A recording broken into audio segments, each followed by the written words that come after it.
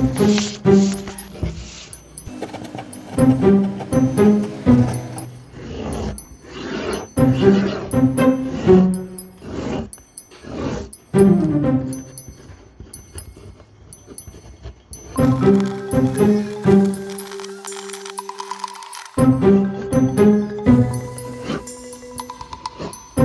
kami ngayon papunta sa Sitio Tina sa Colandanom, Aborlan, Palawan. Kung hindi nyo alam yan, Google Map na lang natin. So ang Sitio Tina ay isa sa mga liblib na lugar ng Aborlan. Ito ay nasa west coast ng Palawan. This is unusual kasi ang cultural mapping last time ay nasa municipal level, city level. By this time, sitio So ito ay maliit lang. Mananatili kami dun sa lugar simula ngayong araw hanggang sa April 30. Waiting na lang kami ng service and then larga na kami at 7 o'clock. Sabi sa amin, ihatid lang daw kami. Yep. Yan mga sapatos sa bagay naman talaga. Sa ilog. So ito, sponsored by Sampo. Maraming salamat po.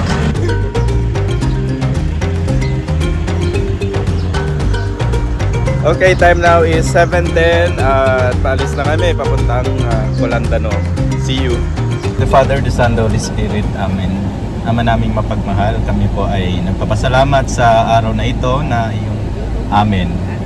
Sa ngalan ng Ama at ng Espiritu Santo. Amen.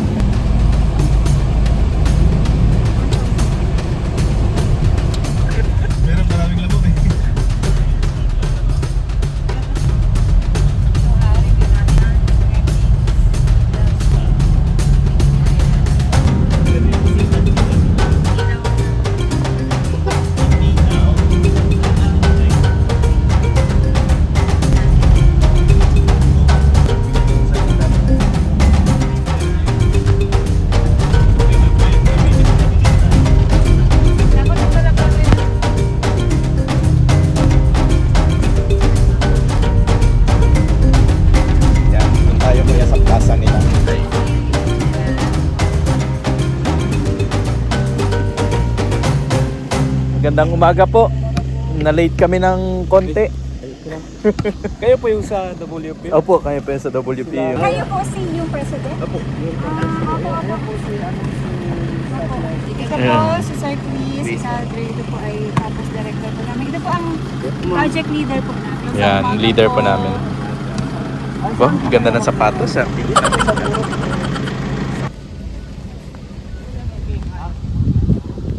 Hi, good morning po. Na-late kami ng konti. Time now is 9:25 at kararating lang namin dito sa Sitio Tina. Medyo mahaba yung biyahe.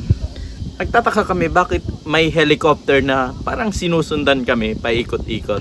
Naalala nga namin nga ngayon ay may activity ang mga kasundaluhan dito sa Pilipinas. Balikatan exercises. So ngayon ay kakausapin namin ang mga elders dito sa Sitio Tina. Significant personalities ang aming pakay ngayon. And then bukas ay susuyurin na namin ang kabundukan ng Sitio Tina. Do-document namin ang kanilang cultural assets, ang yaman ng Sitio Tina para malaman kung paano ito ma-preserve, paano makakatulong ang iba't ibang ahensya dito sa kanilang komunidad. Unfortunately, ang battery ko kanina ay nasa 20% na lang. Hindi na ako nakapag-charge. So, hanap muna ako ng area kung saan pwede mag-charge. Sana mayroon. Alright? Hello, Mikael! Mikael, taga dito. Bye-bye! Ikalawang araw ng aming cultural mapping sa Sitio Tina sa Colandanom, Aborlan, Palawan. Nagpalipas kami ng gabi dito sa Santo Niño, Apurawan. Magkalapit barangay lang sila. Di na ako nakapag-charge kasi nga walang kuryente. Alas 8 na kami nakarating dito kasi natapos kami sa Sitio Tina alas 7 na ng gabi. Nagbiyahe kami papunta dito sa Apurawan. Dumating kami dito mga by or before alas 8. So ngayon ay babalik kami doon para akyatin ang mga kabundukan, lusungin ang mga anyong tubig. Doon kami magpapalipas ng buong maghapon ngayong araw.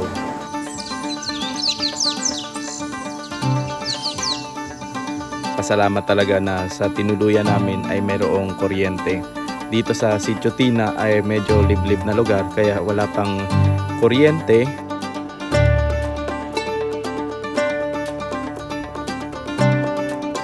Time check 7:55. Saan tayo dadaan, Pangarapan? Dito tayo dadaan, tapos iikot tayo papunta doon sa Yan yan sa pagitan ng dalawang bundok, no?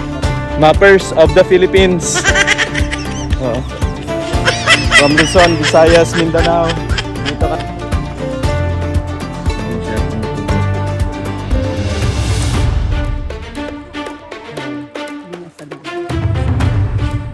Dito na kami paakyat ng bundok ng Garo. Parang isang oras na kami naglalakad pero andito pa rin kami sa may paanan ng bundok ng Garo.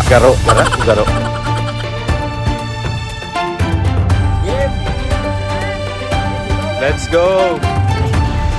Ito ng ulan. Susundan lang namin si Pangarapan kung saan niya kami dadalhin. Gumagawa kami ng daan patungo sa patutunguhan namin. Sarado na talaga siya. Pero alam to ni Pangarapan kung saan. Wala kaming payong o anumang panangga sa ulan, sa tubig. Pero hindi naman namin kailangan talaga ng payong. Sa mga dahon pa lang ng mga puno dito, pwede na kaming sumilong eh. Nakaka-enjoy ang gawain namin na to. Woo! Laban! Woo! Ayun, medyo madahon doon eh. Medyo may silong dito eh. Keto paano? Let's get it on! Pero iyan naman na lang. Yan, palutin mo na lang. Ito yung mga director namin, no? Ayan. Ay, may payong. Ayun. Yan yung sinasabing payong. Bandang 10:20 ng umaga, inabot kami ng ulan dito sa gitna ng kagubatan ng Sitio Tina. Napakagandang tingnan ang kagubatan na kompleto. Ibig ko sabihin walang intentionally na pinutol na puno. Karamihan kasi ng mga tumbang puno ay mga natumba ng bagyo at ng mga natural calamities, ganon. Ang ruta namin ngayon, papunta kami ng Maingarwan. Oo. Sa ngayon ay magtatatlong oras na kaming naglalakad. So nagsisimula dito, no? Pangarapan, yung tubig, yung bukal, spring, oo, ng Maingarwan. Aagos ito, papunta ng ilog ng Kulandanog.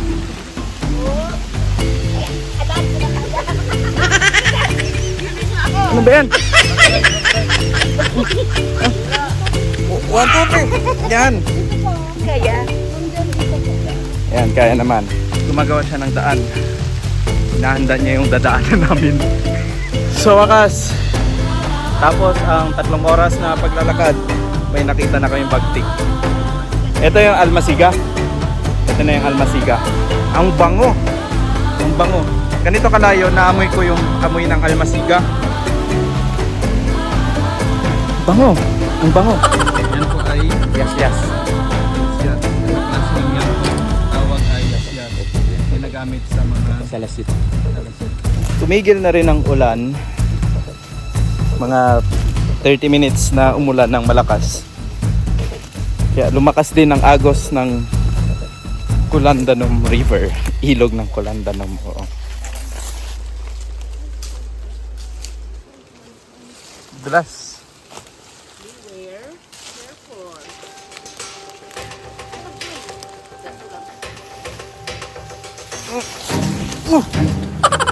Madulas.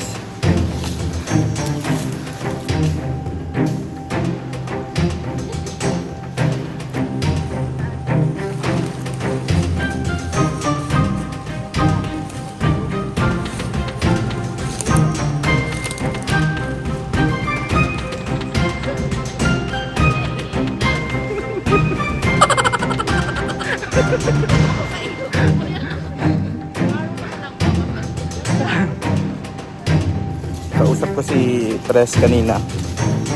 Paano to kung miminahin? Puto lahat ng mga puno dito sa Tina. Sabi niya siya mismo makakalaban ng gobyerno.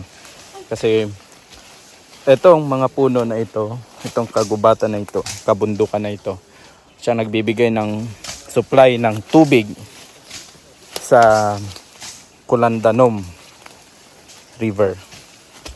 So kung mawawala yung kagubatan na ito, mawawala yung bundok na ito, saan pa sila kukuha ng tubig? Eh, napaka-importante ng tubig sa buhay ng tao.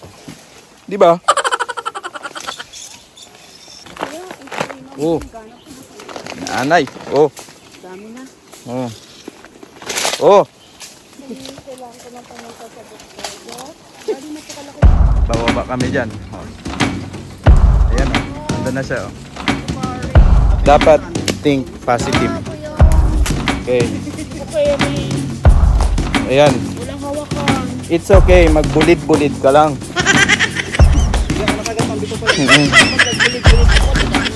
Ayan o. Okay. So, hindi ko bibitawan yung camera. I-record ko lang to para malaglag man ako at least kita pa rin o. Ayan o. Oh, ayan o. Oh, diba? Oh. Ayan o. Oh, ayan o.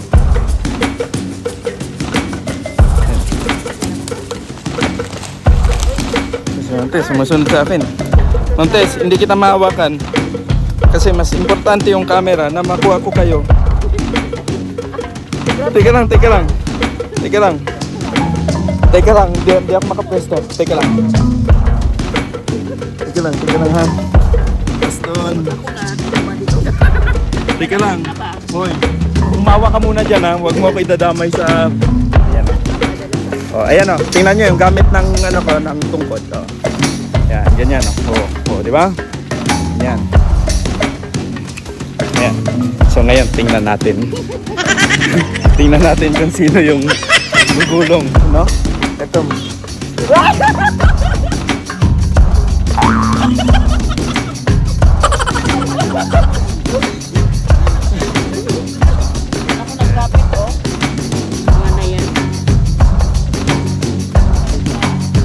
Ito. Uy, Ma'am James! Hoy! Oh, no! Ba't? Ha? Hindi, maghawak ka dyan. Hindi. O, yung tungkod mo. Alalay. Laka. Kuya Jolo, oh. Tinan mo. Kuya Jolo, tinan mo yung ginagawa ng asawa mo. Ayan o. Oh, ayan na. Ayan na. Alay na siya, oh. Sige. Walang hawakan, ha? Oh. Oh. Pag gumulong ka, hawak ka dito sa puno. Ay! Ayan. Oh, Kuya Philip, oh, di ba? Oh, kaya na. Yeah. Kuya Philip, oy! Malaking tao ka pa naman. Dulas rin din. Yung sapatos.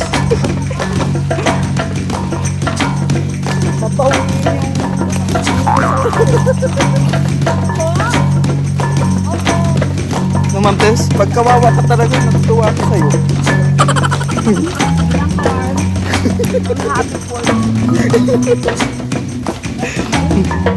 Uy!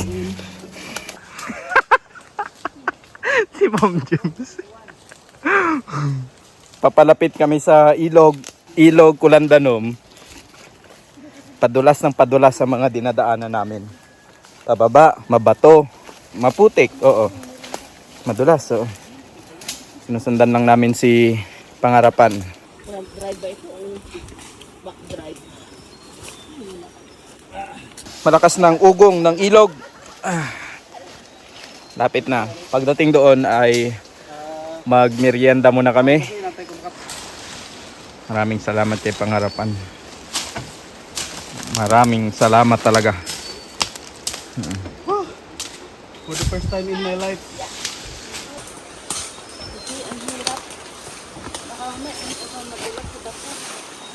Ang hirap kumita ng kwarta. Tayo ilog na yan, oh. Ilog yan. Sa baba. Ito na yung daanan. Ito na yung daanan. Ito yung susundan natin, no? Oo. Susundan natin pa baba na. Ay. Antayin na lang natin sila dito. Okay. Ang mga person. Oras 11:15. 11:15, mga ilang oras na kami naglalakad. Dito pa rin kami sa gitna ng gubat. So, pwede naman kasing sundan ang ilog, paakyat.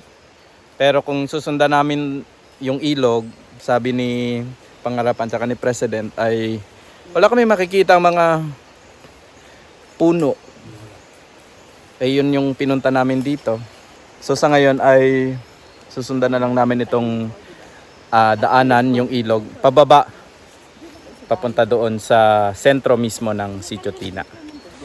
Pagdulas tayo at ugsang. Ngunit bangon pa rin dahil sa mapping. Okay? At bakit ang aking bag, Santo, anong nangyari? Ma'am, naputol. Nadulas kasi kami. Nadulas kami. Tubig po. Ay, sir. Ito kami, sir. Pakasaya ng ganitong mga moments kasi minsan lang kami sa lugar na ito. Punong-puno ng aral, punong-puno ng experience. Whew. At syempre, minsan lang din namin makita yung ganitong yaman. Yaman ng kalikasan, yaman ng kultura. Kaya kanina, nasa madilim na part kami ng lugar na to. Ngayon ay nandito na kami sa may maliwanag. Kasi sumikat na ang araw. Wala nang ulan. Di ko alam kung saan ako dadaan. Wow! Wow, wow, wow. Ilog. Lakas ng agos. Ang ilog.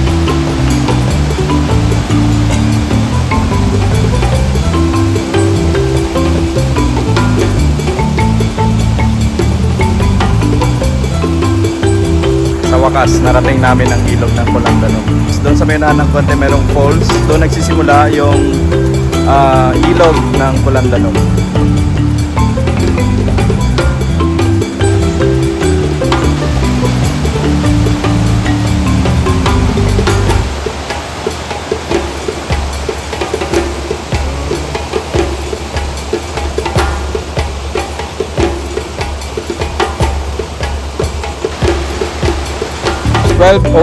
Pabalik na kami ng sentro ng Sitio Tina.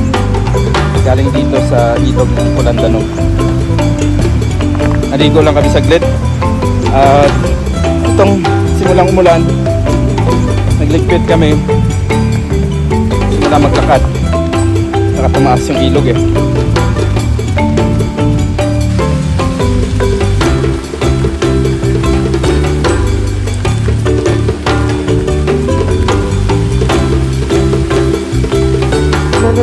Please, Ma'am Johnson. Okay, julo ko. Ito ay sa dito pa rin.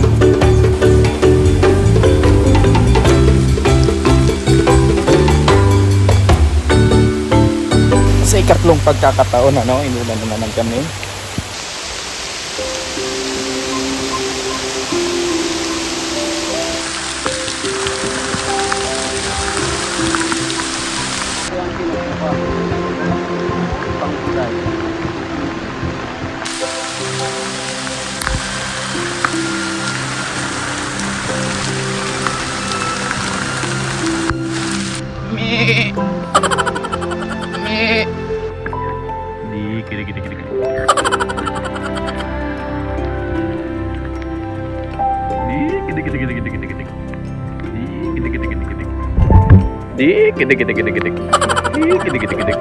Maraming salamat sa serbisyo mo. Bye-bye. Pangatlong araw namin dito sa Sitio Tina. Ngayong araw ay pagpapatuloy namin ang nasimula namin kahapon, ang pag-akyat sa bundok at pagtawid sa mga ilog. Yung tatay ko, kapag ang sakit talaga, hindi ko makalimutan. Diretso lang tayo na. Dito lang. Dito na.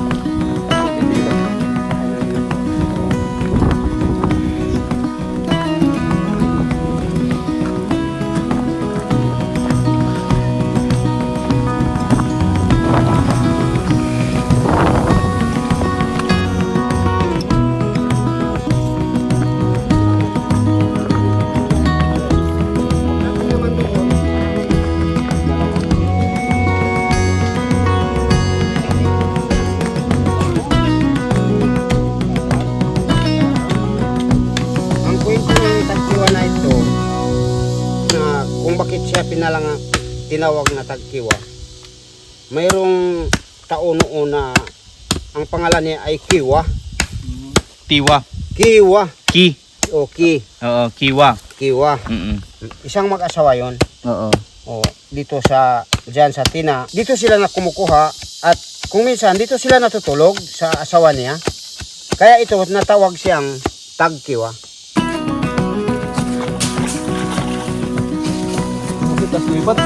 Taas.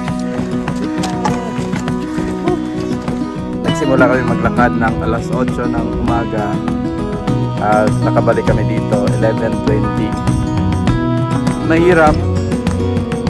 Taas, bababa, akyatin. May patag, tatawid ng ilog, titingnan ng mga puno, mga halaman sa paligid, mga bato. Mainit.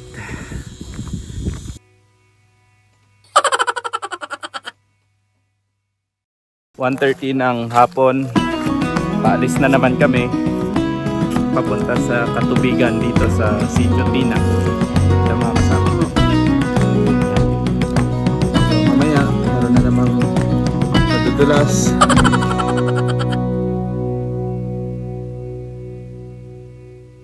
Ten 5, we are now bound to sleep immediately. Immediately. Dito kami sa Blue Beep sa service namin sa van. Magpapalipas ng gabi.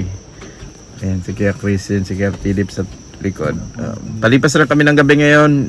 Huling gabi namin dito sa Okada.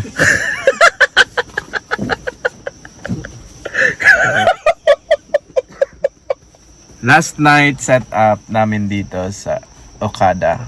We would like also to thank our sponsors for tonight. Robinson's Place Palawan for sponsoring our pamaypay na karton. Ayan, ito. Kasi minsan medyo mainit nga. Pero kayang tiisin. Good night. Ika-apat na araw namin dito sa Sitio Tina sa Kulandanong, Aborlan, Palawan. At sa ika-apat na araw na ito, nagpaplano na kami bumalik ng Puerto Princesa City. Binalikan lang namin yung area kasi may mga kwento pa kaming kailangang malaman. May mga informasyon pa kaming kailangang tingnan at alamin. So dito kami sa campsite. Kasi kahapon sa kwento, itong tubig ng Sapa ng Tina ay papunta dito sa area na ito. Dito siya umaagos. Ito ang ginawa nila sa ilog, no? Narangan nila ng bato at sa kabila meron din. Kaya naipon ang tubig sa gitna